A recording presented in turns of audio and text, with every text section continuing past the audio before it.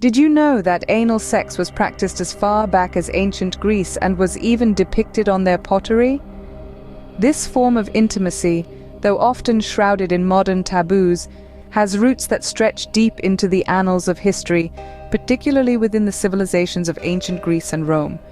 In these societies, the act was not merely a personal choice, but a cultural phenomenon that appeared widely in art and literature.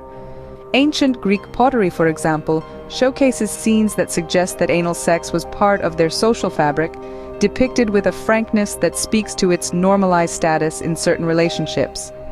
Literary works from the period also provide insights, with playwrights and philosophers referencing the practice in ways that mirror the societal values and norms of their times. The roles and dynamics in these relationships were quite specific. In ancient Greece, it was commonly practiced between adult men and younger male citizens, often within the structure of mentorship and coming-of-age rituals. This setup was less about personal preference and more a structured part of societal rites, indicating a complex understanding of sexuality and social hierarchy. Similarly, in ancient Rome, the practice was imbued with its own set of meanings and implications. It was a reflection of power dynamics, with societal status often dictating the roles individuals would assume in such relationships. The acceptance and discussions around anal sex in these contexts reveal much about the Roman views on power, sexuality, and social order. This early acceptance in history shows the complex layers of human sexuality across different eras. Fast forward to the Middle Ages, and the narrative around anal sex takes a darker turn. During this period, Europe's societal norms were heavily influenced by the Church, which wielded significant control over moral and legal standards. The shift in perception was stark, as religious doctrine began to intertwine more deeply with the laws of the land. The Church's teachings proclaimed that sexual acts were for procreation alone, casting all forms of sexual behavior not aimed at reproduction as sinful and immoral. This included anal sex, which was not only frowned upon, but was also legally condemned. Homosexual acts under which anal sex often fell were particularly vilified, leading to severe repercussions for those involved. Specific laws and decrees were put in place to enforce these moral standards. For instance, several local ordinances across Europe punished homosexual acts with death or severe public shaming. The infamous constitutions of Melfi, implemented by Emperor Frederick II in the 13th century, prescribed burning at the stake for sodomy, which was often synonymous with anal sex. This harsh stance was mirrored in various regions, emphasizing the perilous existence of those with divergent sexual practices during these times. The legal and social frameworks established in the Middle Ages created a pervasive atmosphere of silence and stigma. This suppression not only forced the practice underground, but also painted it with a brush of immorality that would linger for centuries. The silence and stigma created during this time have echoes that can still be felt in modern societies. During the Renaissance, a renewed interest in the human body and sexuality began to emerge. This period, celebrated for its profound contributions to art and science, also witnessed a subtle shift in the perception of human sexuality. As scholars and artists delved deeper into the human anatomy, there came a slight liberalization in societal attitudes towards topics that were once considered taboo. Influential figures of this era, such as the philosopher Giovanni Pico della Mirandola, subtly challenged the stringent norms of their time. While explicit discussions of anal sex were rare, the broader explorations of human desire in literature and art hinted at a more diversified understanding of sexual practices.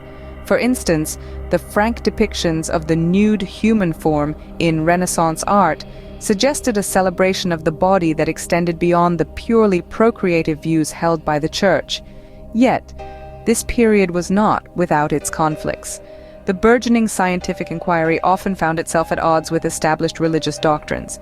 The Church maintained a formidable influence, and any deviation from traditional sexual ethics was met with resistance.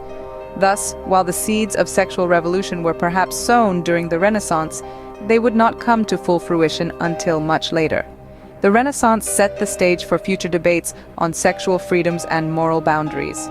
As we approach modern times, the discussion around anal sex becomes more public and polarized.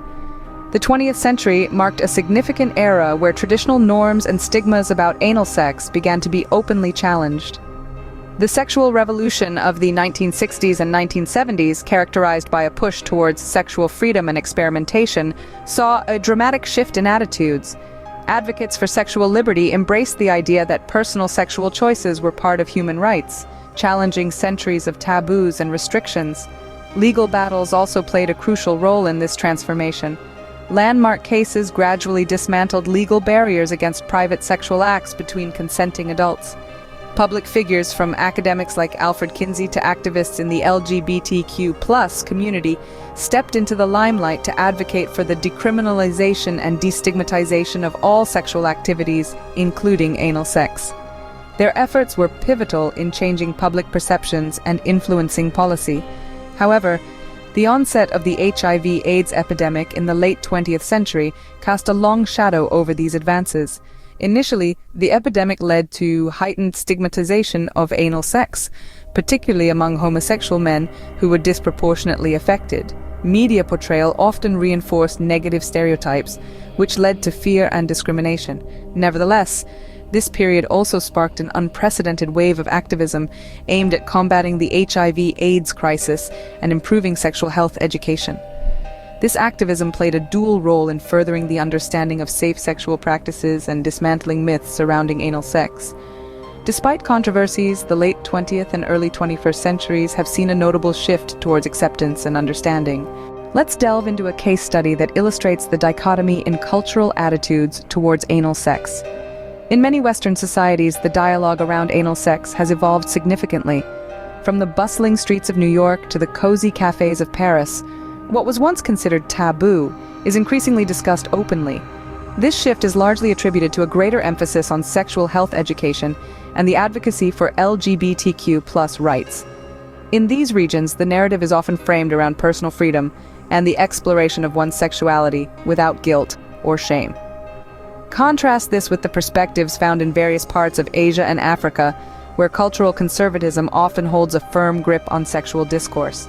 In countries like India and Kenya, traditional views frequently govern sexual behavior, and topics such as anal sex are not typically discussed openly. Here, cultural and sometimes religious beliefs tend to emphasize procreation as the primary purpose of sexual activity, leaving little room for alternative discussions about pleasure or intimacy. Amidst these contrasting views, personal stories emerge that highlight the human aspect of this dichotomy. Take, for instance, John from San Francisco, who speaks about the liberation and acceptance he experiences in his community. Meanwhile, Amina from Riyadh shares a contrasting narrative of secrecy and fear, where even discussing such topics could lead to social ostracism or worse. Globalization and the internet have played pivotal roles in bridging these cultural divides.